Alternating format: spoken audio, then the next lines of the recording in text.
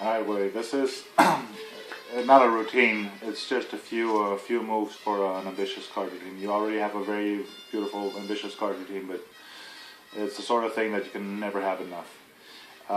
Let's say you say stop, and you say stop here. The first bit is Steve Drown's Eclipse something. You just go back and produce the card. So you say stop here, and these fingers clip the card. You turn your whole hand over, and you go over, and the card appears.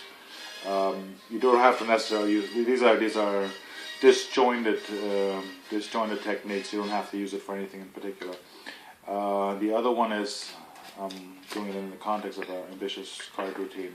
If it was here and you leave it out jogged, you do a Charlie A pass or whatever you want to do. It comes over and it does come back to the top. That's an adaptation of this move that you may or may not know. It's a Gary Kurtz move. Gary Kurtz did it with just two cards, where he picks them up and he steals one into. I learned this at the card workshop, where he steals one into a longitudinal tenkai, and he goes over, and this card changes. You can do this in your hands, or you can do this on the deck. Now, if you do this on the deck, and it's also an interesting sort of a double lift.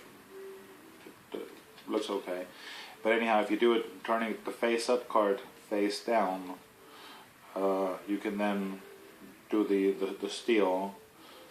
They still see the card being out jogged. You can do different sorts of one-handed cuts, but they seem to be able to follow that out jogged card, and they can, but it's no longer your card.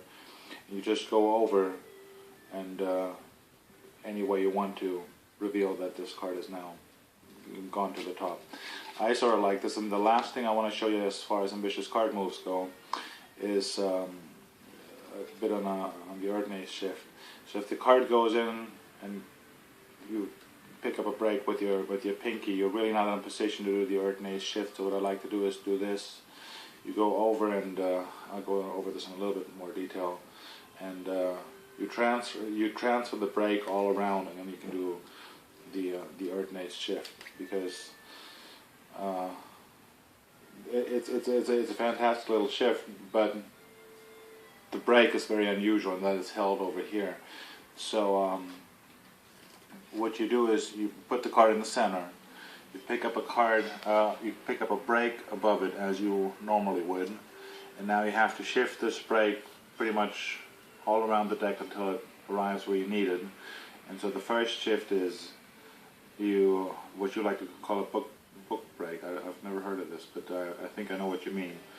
I do the same thing. It's a little thing I kick over, in a sense. So you turn this into a step here, and you push down here, and now you pick up the break at the short edge with your pinky, and from here, and all the while you can show that you're not holding any breaks. You can keep squaring up the cards, and then you transfer that break back to your thumb on the other side, and you apparently show the cards again. As you do that, you create a step now on this side. This seems to be very involved, but it's actually it makes sense. And then when you do the Erdnase shift, you have to imagine there's a wall in front of you. You cannot go forward. This is what Chris Kenner says about it, and I found it to be quite true. You can't move forward, but you have a wall in front of you, and you cannot go past that wall. So you have to go back, and then you do the shift. So one more time, real quick. It goes in. Pick up a break at the side. Convert that break into a step. Turning over the cards, you convert the step into a break, into a pinky break. You go back, you convert this back into a thumb break, and then you take the top half and step that, and then you do the Erdnase shift. Something to play around with. I hope you like it, and the explanation performance are the same thing. I'll have a few more worked out things, but that's just something I like to play around with. Okay, thank you.